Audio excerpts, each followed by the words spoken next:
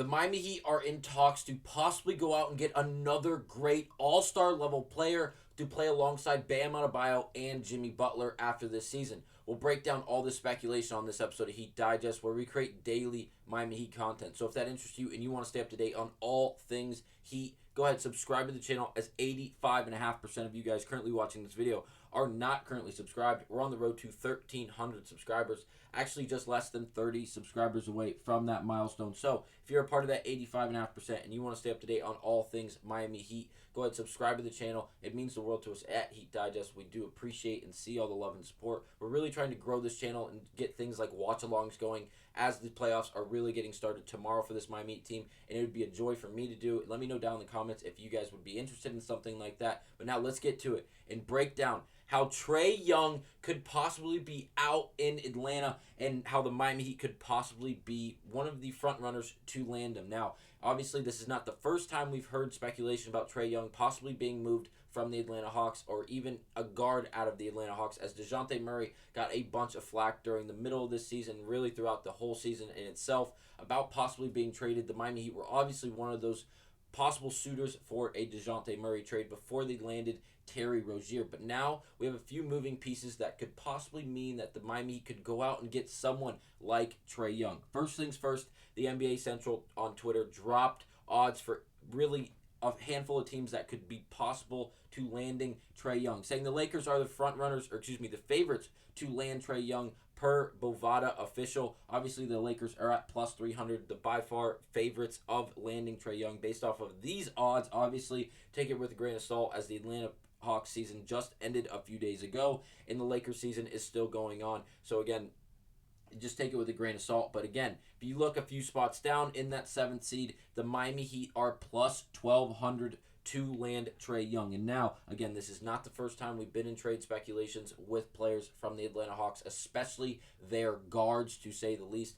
And now there's a few other moving pieces besides the odds coming out about the Miami Heat being at plus 1,200.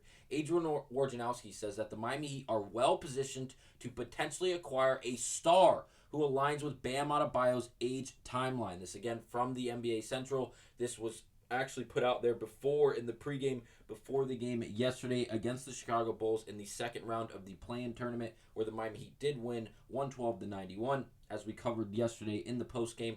But again, it doesn't end there. This from Barry Jackson elaborating on the quote from Adrian Wojnarowski about the Miami Heat possibly going out and getting that young star, saying, Woj says he believes Miami, and I quote, will be in a position to use the assets they have, end of quote, to add an all-star.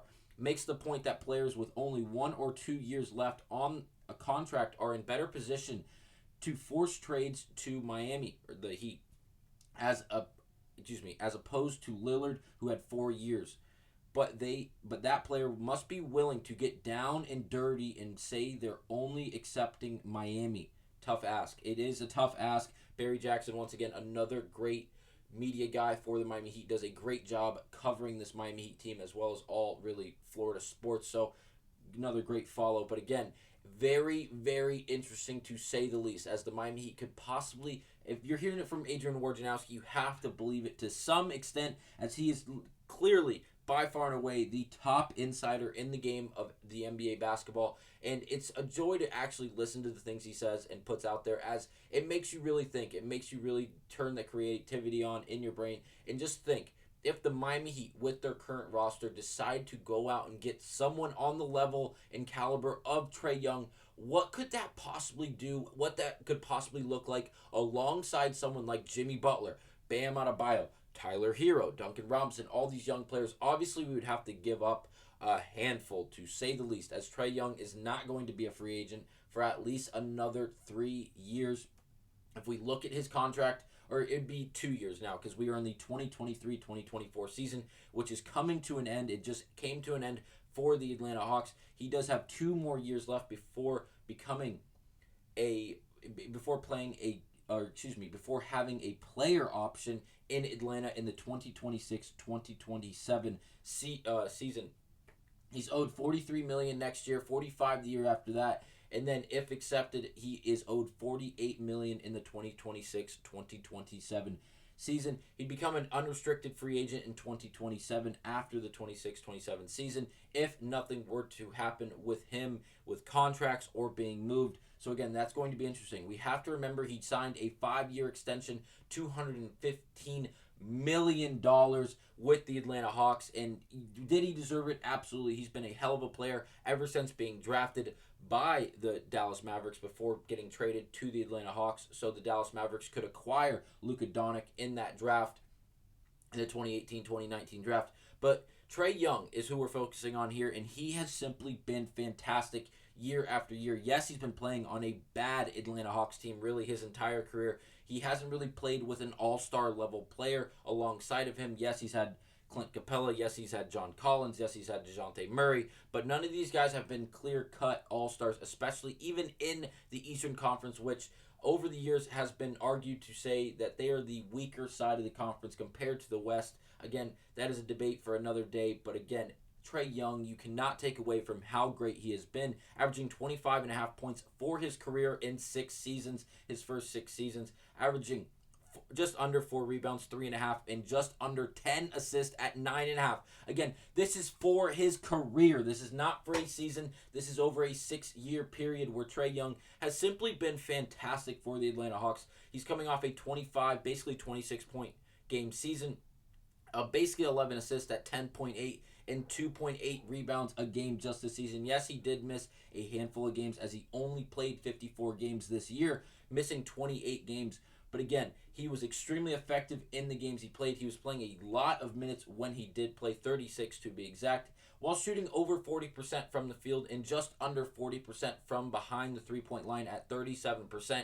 And to be fair, he shoots a lot of three-point shots, and for his size, he has to, due to the fact that he can't really dominate in the painted area like other players can due to his size. So it's going to be interesting. Will he be moved? Again, we don't know yet. It's way too early. The Miami Heat season is far from over as their first round of the playoffs start tomorrow in Boston. It's going to be a hell of a series. It's going to be a hell of a ride for this Miami Heat team, but I just can't wait. When we see quotes like this, we really just have to turn our creative mind on and really think what this Miami Heat team is going to look like. I'm going to say the financial things for Trae Young is nothing slight, as he's the number 1 paid player, obviously, on the Atlanta Hawks with that $215 million extension he did receive. He's the number 2 paid point guard in the entire National Basketball Association. Again, something very drastic, as well as the 17th paid overall player in the entire NBA. No short of money coming to Trae Young, but again, he simply deserves it, as he, over a 6-year period, has averaged 25.5 points, basically 10 assists at 9.5 assists, and 3.5 rebounds, while shooting 43% from the field and 35% from 3, while shooting, on average, basically 5 threes a game at least. He plays great minutes, and yes, he's not a great defender, but again, he's undersized. But what he brings you on the offensive end, his ability to facilitate the basketball while also spreading the offense with the ability to shoot a deep three-point shot and really being comfortable all over the floor while being basically lights out at the free throw line, shooting 87% over this 6-year period. It's going to be very interesting for this Miami Heat team. I want to acknowledge this, as this is probably one of the biggest pieces of information we have, referring to Trae Young and his possibility of staying in Atlanta for the years coming. This is from Allison Mastrangelo.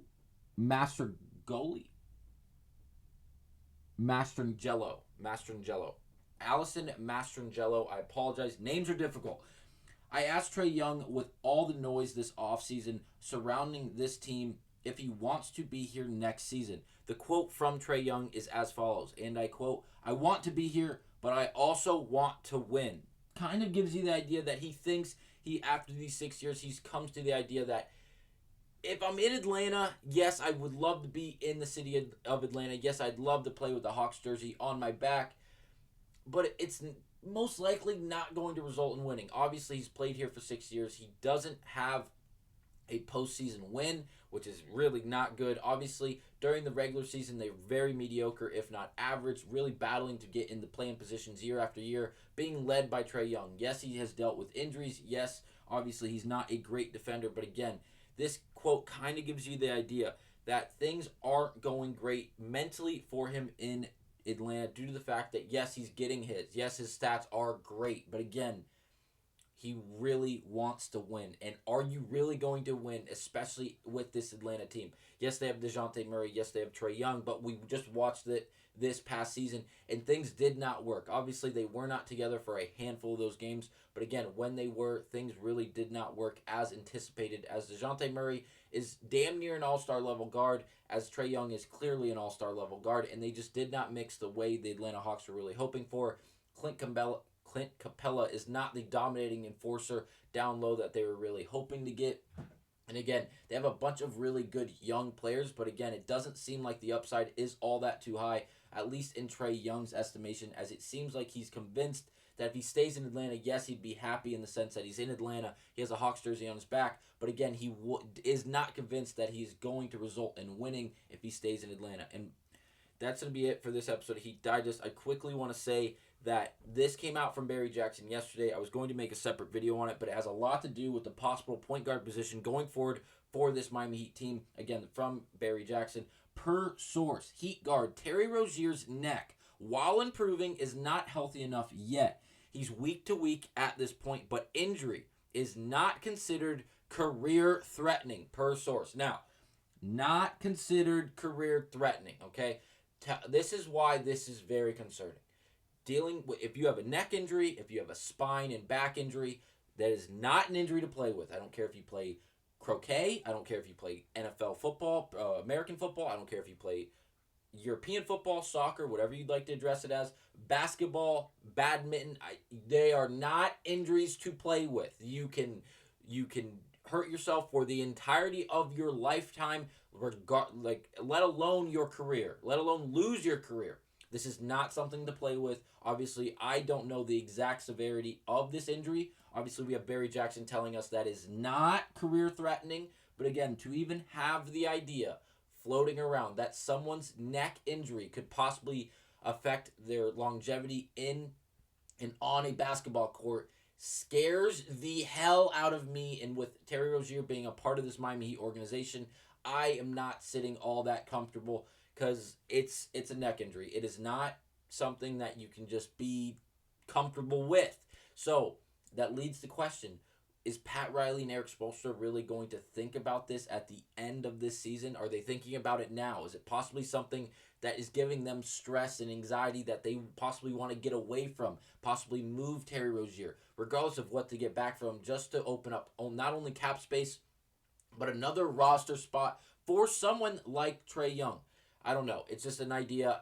I was going to make a video on just this quote or just this tweet by itself, because it is a major piece of information. It's a major injury update on Terry Rozier. But again, it's more of just like a reality check. Like, neck injuries, back injuries are not something to play around with, especially when it has something to do with the spinal cord and obviously the neck, like Terry Rozier is dealing with. Very scary stuff. Hopefully everything resides, and it's very good for Terry Rozier and this Miami Heat team. But again, that'll be it for this episode of Heat Digest. Thank you guys for watching. Remember to let me know down in the comments if things like watch-alongs and other content would be great for you guys, if you guys would be interested in it. I would definitely would be. And again, that would be it for this episode of Heat Digest. We do appreciate it. Thank you. See you on the next one.